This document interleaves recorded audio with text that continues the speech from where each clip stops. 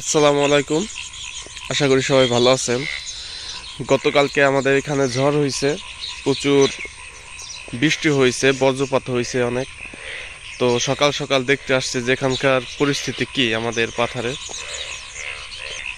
ঝড় বৃষ্টি হলে সবচেয়ে বড় কষ্ট হয় এই যে ধানের ধান যে ফসলটা, এই ফসলটা যদি ভিজে যায় তাহলে অনেক ঝামেলা হয়। তবে আমাদের এই পাথারে মানুষ অতটা বেশি ধান লাগায় না। এই যে দেখতে পাচ্ছেন দুইটা জমি ছিল ধানের, যা আগেই তারা ঝড়ের আগেই এই ফসলগুলো তারা সেরে ফেলছে, যার যার বাসায় নিয়ে গেছে।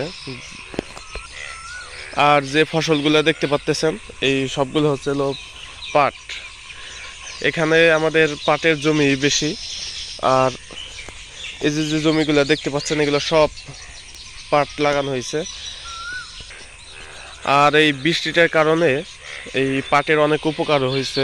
আপনারা জানেন যে দীর্ঘদিন অনেক গরম পড়ছিল এবং রোদ উঠছিল, যার জন্য এই পাটগুলা বড় হইতে পারছিল না। এখন বৃষ্টির কারণে প্রত্যেকটা পাট উর্বরতা এখন বৃদ্ধি পাবে।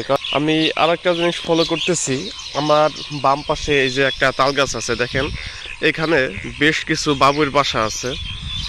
তো এই বাসাগুলোর দিক ফলো করতেছি যে মাটিতে কি পরিমাণ বাসা পড়ছে। কারণ আগে বাবুই পাখি যখন বাসা বানাইতো তখন খেজুর গাছ ছিল, সেই খেজুর গাছের পাতা দিয়ে ওরা এই তাল গাছের বাসাগুলো বানাইতো। এখন আমাদের অঞ্চলে তেরম আশেপাশে কোনো খেজুর গাছ নাই বললেই চলে। এখন ওরা কি করে, এই যে আশেপাশে যে বড় ঘাসগুলো দেখছেন যে গরুকে খাওয়ানো হয়, এই ঘাসগুলো দিয়েই ওরা বাসাটা বনে। আমি একাধিক বাসা পাইছি এই পর্যন্ত। তো এই ঘাসগুলো হলো প্রচুর নরম, যা হালকা বাতাসেই অনেক বাসা ছিঁড়ে যায়। আর আগে খেজুর গাছের যে পাতাগুলো ছিল ওইটা অনেক শক্ত ছিল।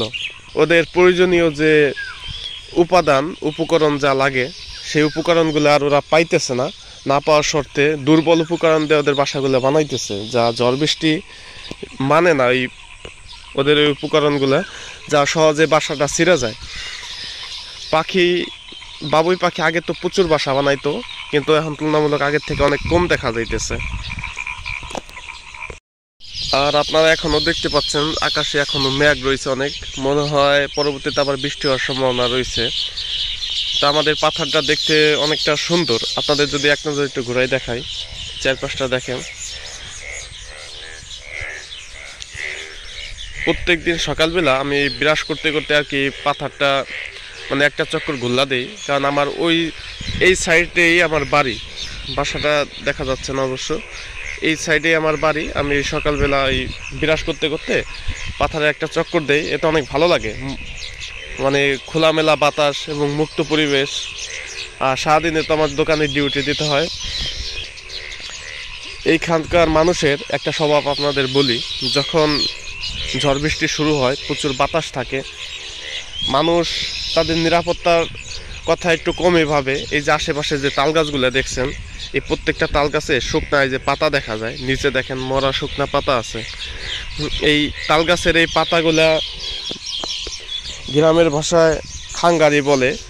তো এইগুলার বাতাসে যখন পড়ে তখন এরা নেওয়ার জন্য দৌড়ে পাগল হয়ে যায়, কে কার আগে এই পাতাগুলা নিবে।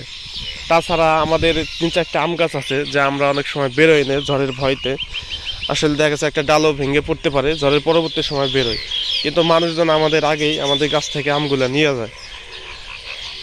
এখানে মানুষের জীবনের নিরাপত্তা যার যার কথা একটু কমই ভাবে, কিন্তু কে কার আগে ডালপালা গোছাবে সেটা নিয়ে ব্যস্ত হয়ে থাকে। আর একটা কথা না বললেই নয়, আমাদের এই পাথারের যে সুন্দর একটা মুক্ত বাতাস পাওয়া যায়, বিশুদ্ধ বাতাস। আমি ব্যবসায়ীর কাজে মাঝে সাঝে ঢাকা যাই, তখন ঢাকার যে বাতাস আর আমার এই গ্রামের বাতাস আমার কাছে রাত দিন ডিফারেন্স লাগে। কারণ শহরে কেমন জানে দূষিত একটা বাতাস। আমি শহরে যত সময় অবস্থান করি আমার মোটেও ভালো লাগে না। আর বিশেষ করে চকবাজারের অবস্থা কি তো আপনারা জানেন। সে তুলনায় আমার এই পাথারের বাতাসটা খুব সুন্দর লাগে। প্রাকৃতিক প্রেমী মানুষ আসলে শহরে বসবাস করতে পারবে না। আমি শহর আর গ্রামে থাকি দুইটার ডিফারেন্স যতটুকু বুঝছি। তো ভাই আজকে এই পর্যন্তই, ভালো থাকেন, দেখা হবে নতুন কোনো ভিডিওতে। ভিডিওটি ভালো লাগলে লাইক দিন।